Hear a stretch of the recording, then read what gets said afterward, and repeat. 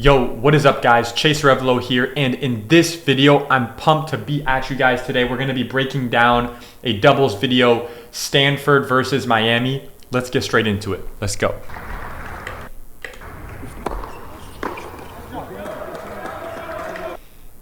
In doubles, down the middle solves the riddle. If you don't know where to go, utilize the serve to the body. And let's continue.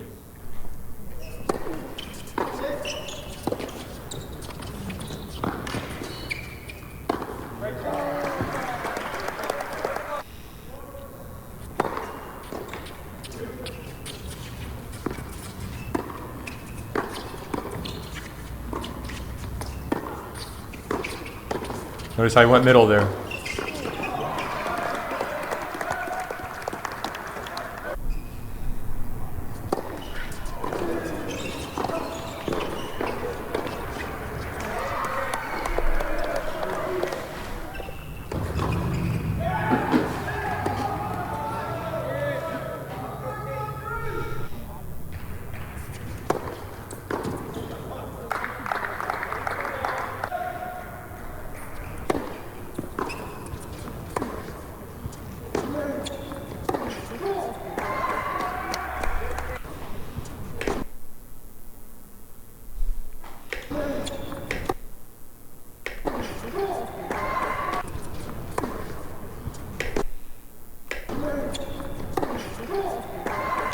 If you're new to doubles, one of the goals that you and your teammate should have is very simple. Get both players to go into net. That should be one of your strategies that you follow, is try to find yourself with both of you guys on top of the net. Let's continue.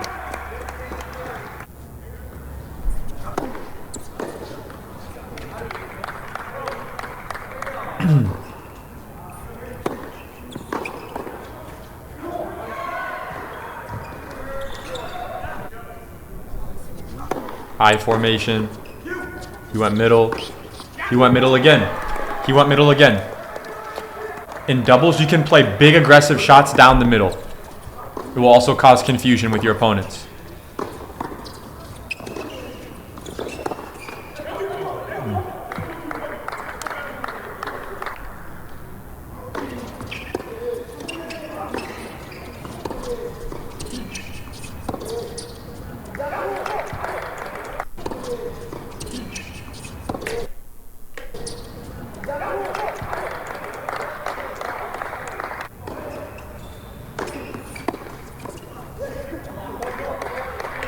Good shot to the body there.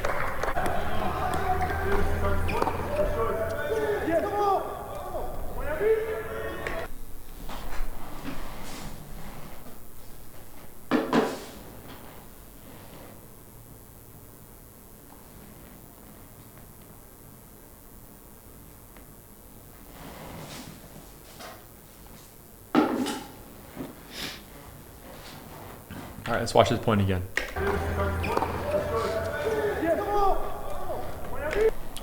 One thing in doubles to set as a standard for yourself, kind of an objective goal that you can have for yourself. Very simple.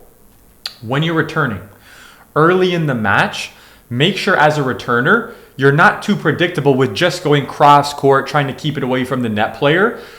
At a higher level, you actually want to show your opponents that you're capable and you're willing to rip the ball down the line. So early in the match, you don't have to take crazy risk and, slap the ball down the line on every return, but strategically showcase a few of those early on. Even if you miss the ball, it's going to keep your opponents honest, and it's going to keep them from kind of overcommitting to poaching and being kind of too predictable there. So early in your match, set a goal to do 1 or 2 returns where you go big down the line early in the match to set the tone and let them know that I'm not just going to be going middle and cross on all these returns. I'm going to be aggressive, and I'm willing to take risk, and I'm willing to go line.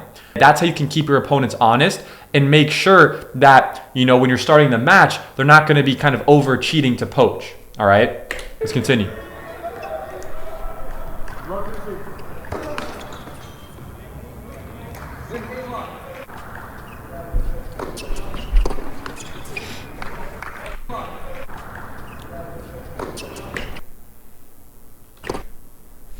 Notice this guy over here, he's doing adjustment steps. So right as his partner serves the ball, he's firing the feet, so he's ready to split and react. He's keeping his feet active, so no matter where his opponent goes, whether they try to pass him line, whether they go back cross, he's active and he has energy in his step to push off one side or the other and react. It's all about reaction time. It's all about staying ready. So the best players in doubles will have the best footwork at the net as well.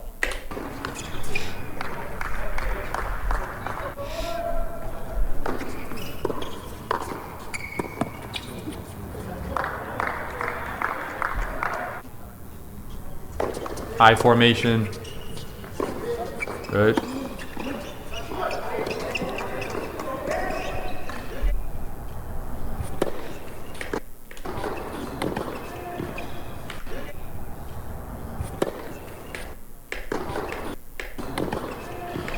So look, the reason why this guy missed that shot has nothing to do with his ability to strike the ball. It's very simple.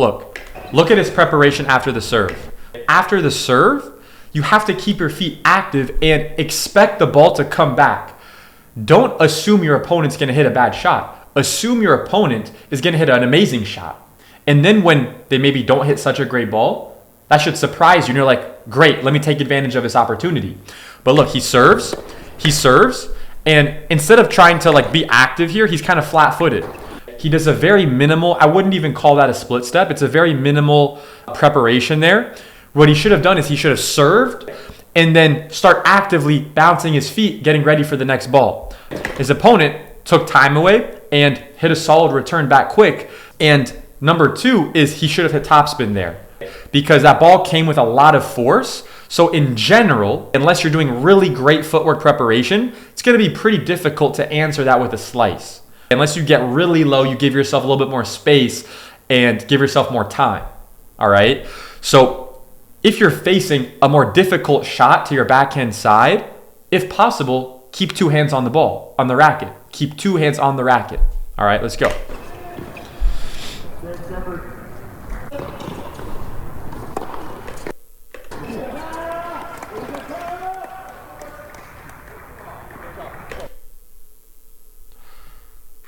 Notice how they played two back. So, notice here. Notice, Stanford is serving. Now, Miami, they're doing two back. This is doubles. Well, why are they doing two back? Shouldn't they come to net? Shouldn't they be at the net? True. However, at a high level, when you're playing servers who can generate a lot of power, a lot of force, this is top one, so they're going to have good serves. What that means is if he executes a good serve, this returner might give a good opportunity for the net player here to do damage on the poach. So the reason why this guy's back and they're playing two back is for the return so that, like, look, if this guy over here on the Miami team, if he was at the net and this guy returns the ball, like not a great return, this net player will be able to literally just rip it at the guy's feet on the volley, boom, and this guy's got no chance. As opposed to this guy returns, right? Even if this guy does a good poach, it'll bounce and this guy will have a chance to return the ball. Now, let's say he hits a serve, right? But it's not great. And the returner is able to rip it back deep to the server, back to his feet, away from the net player. Then it's this guy's responsibility to then come into net. So what you'll usually see is, depending on the execution of the return, this player should be charging into net after a good return there. So that's kind of some of the basic foundations of why the two back makes sense, especially at a higher level with good servers. And that's kind of relative to your level, right? If someone hits a good serve that causes you to not be able to hit good, consistent returns, that's when you can start to utilize the two back returning in doubles. The key is, though, make sure you don't get caught just staying back the whole rally. Notice how he's starting to come in. He's starting to come in there.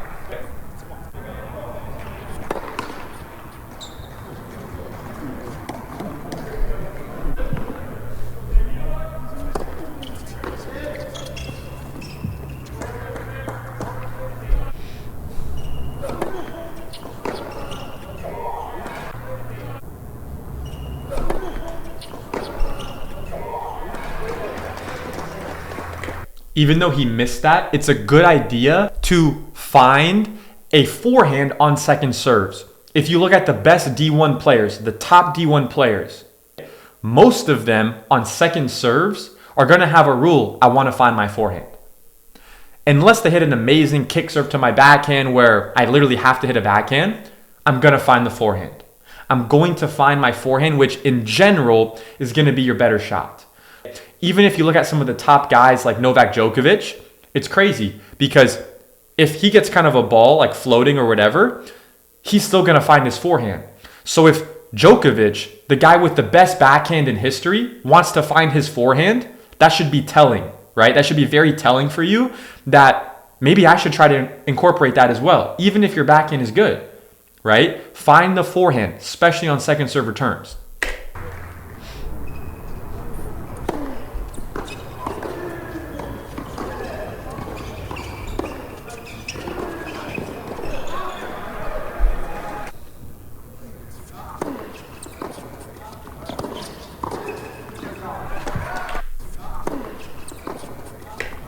So we hit a solid return. They're both coming into net. And now look at this space in the court. Look at this distance. So they hit the ball out wide here. He's got to move. Now look, they spread the court. Now there's all this gap. There's all this space here in the middle. So when he hits it to the net player does a good job of taking advantage of that and putting the ball away down the middle. So see, he's here. He could go to the net player's feet. He could go back here, but what he did was he split them right between them. You can incorporate that too.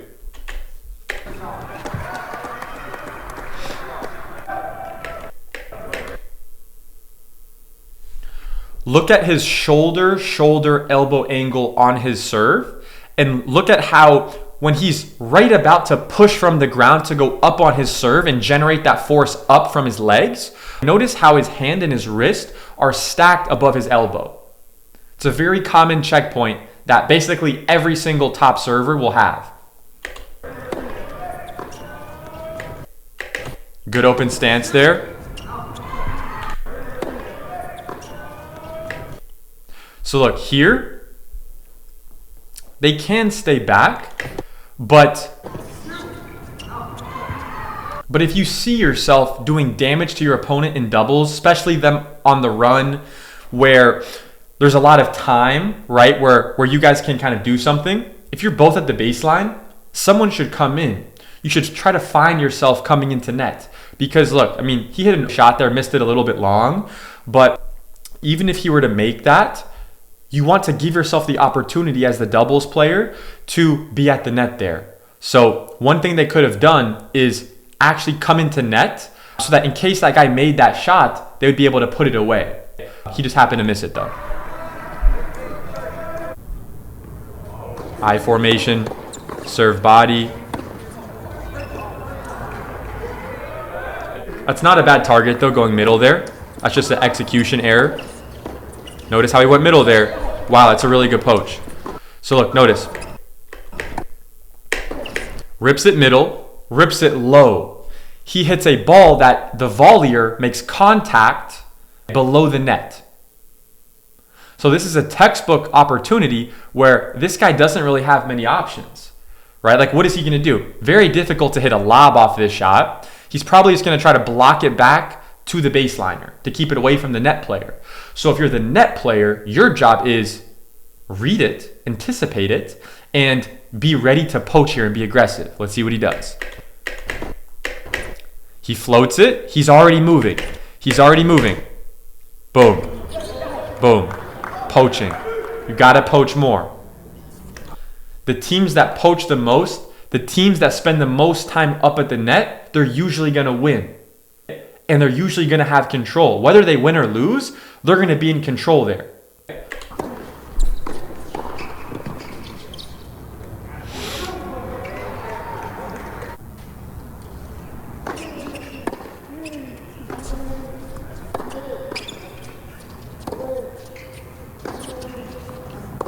Good, coming into net here.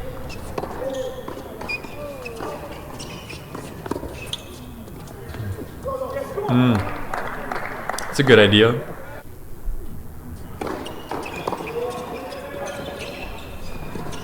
Yeah, so there, it's like if you're starting to string together a few return errors, very simple. Return middle. If you're missing these balls, rip the ball big middle. Think about it. Even if your ball might be going a little bit long, a little bit out, if you generate a lot of speed, it's going to give the net player an opportunity to maybe try to put a racket on it. And maybe they make a mistake. So at least you give yourself that opportunity. Not a bad decision to go cross there. That's more of an execution error. But if, let's say, like you're in this position and let's say you miss a few returns, right? Dial it back. Go big middle and keep it low on the return there. One thing to apply also on returns. When you're blocking returns from really big, fast first serves, don't overdo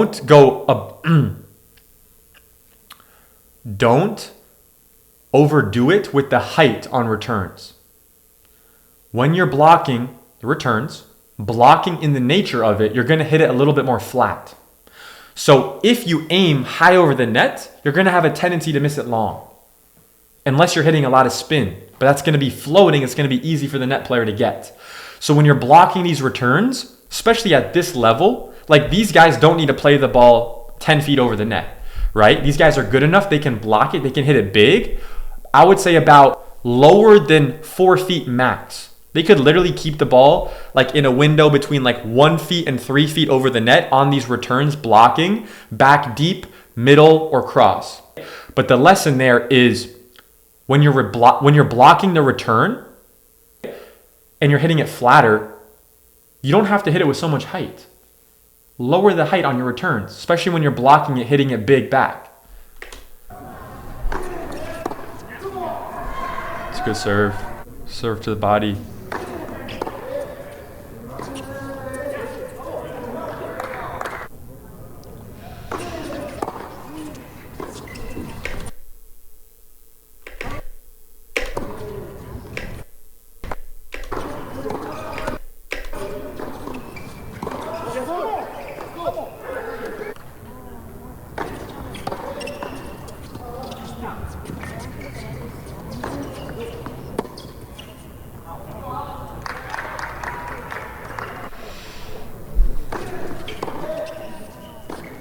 Good adjustment steps there.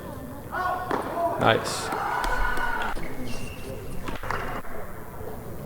So look, he serves. Look, he lands.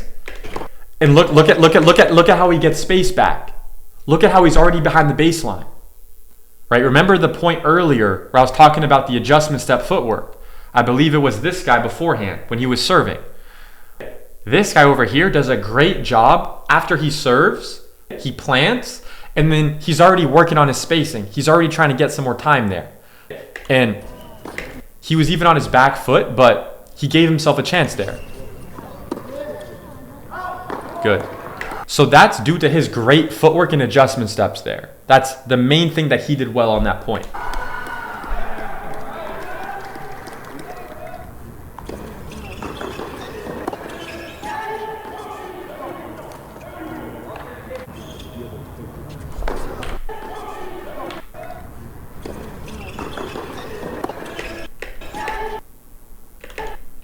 So look, there's nothing necessarily wrong with going close stance here, but in general, when you get a neutral ball or a little bit defensive ball or you're on the run a little bit, it's going to be a lot easier to execute a consistent ball by just setting up in the open stance. You're going to be a little bit more versatile with your options there. So let's take a look.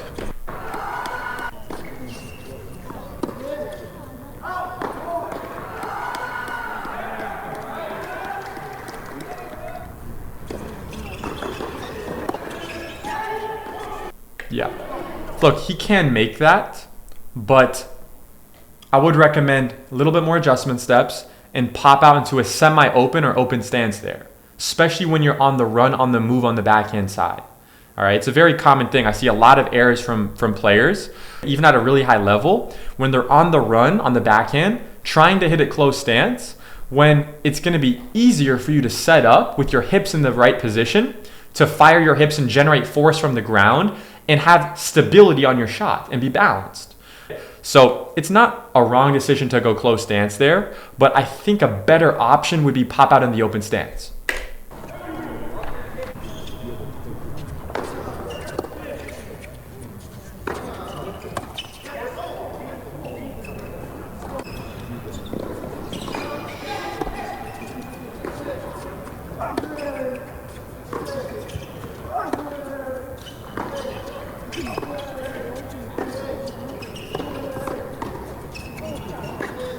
Oh, that's a great poach.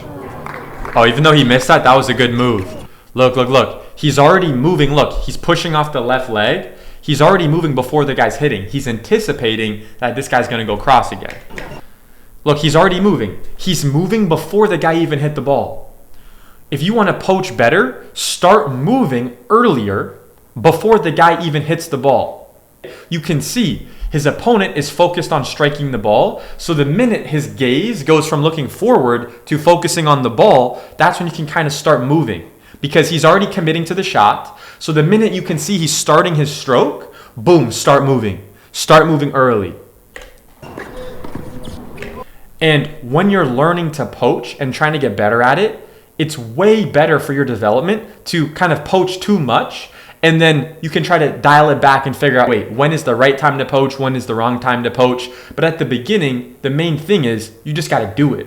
You just got to do it more. You got to poach more. You got to put yourself in those situations. And then you're going to learn, wait, when I hit this ball, this was a good opportunity to poach. So at this level, these guys are high level. But if you're more a beginner, you're learning, you're trying to figure out when to poach, when not to poach. Like the first step is just make a commitment to yourself to poach way more, way too much almost. That would be a good thing for coaches to see, that you're developing, that you're being aggressive, right? And that's something college coaches look for. They don't want any doubles players who are just grinding from the baseline all the time or being passive at the net, right? When you're at the net playing doubles and your partner is at the baseline, it's your responsibility to end the point. Your partner at the baseline, it's not his responsibility to end the point. His job is to keep it away from the net player. And look, he can still pull the trigger sometimes, but in general, it's the net player's responsibility to end the point. So if you're playing with your partner and they're just rallying cross court, don't let that ball go back. Don't let your partner hit like 3, 4, 5 forehands cross court. After like 2 or 3 balls, alarms got to be going off in your head like, all right, I got to poach. I got to do something here, right? I got to be active, right? So poach more, and let's continue.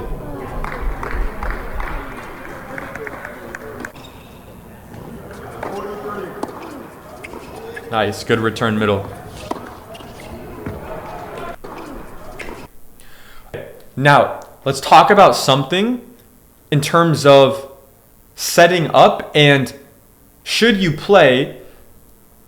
So look, here you have a righty and you have a lefty. Notice how they take this side where their forehands are going to be in the middle. Why are they doing that? The Bryan brothers also do that. The Bryan brothers, the best doubles team, one of the best doubles teams of all time, what do? They set up their points where they both have their forehand in the middle. That should tell you a lot about the structure of these points and that there's going to be a lot of stuff happening in the middle, right? So the best doubles players, right? This is obviously a one righty, one lefty. But let's say you're a righty and you play with a lefty partner. You should set up where you guys are having your forehand in the middle in general. It's going to help you guys a lot more.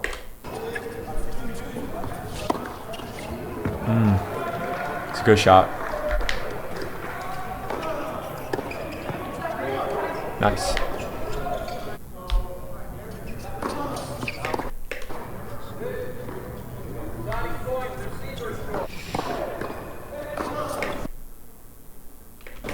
Notice, second serve, kick serve, body, he finds the forehand. He finds the forehand and pulls the trigger.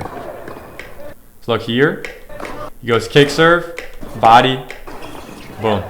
Yeah, so if you're on Miami's side here and you're serving and it's deuce, you really want to make sure you get that ball to his backhand, right? Or at least this guy's got to do the best footwork in history to find his forehand. And if he can do that, that's too good, right? Give him credit. But going body there, I get it. It's a little bit more conservative with your target. But at this level, D1 level, at this level, you're playing for Stanford, you're playing for Miami, you got to be able to, at will, hit that kick serve out wide, breaking the sideline within the service box. All right? It's going to help you open up the court, and it's going to make it way harder for your opponent to find that forehand. All right? Cool. All right, guys, that's it for this video. Hope you guys have an amazing day. Had a lot of fun making this one.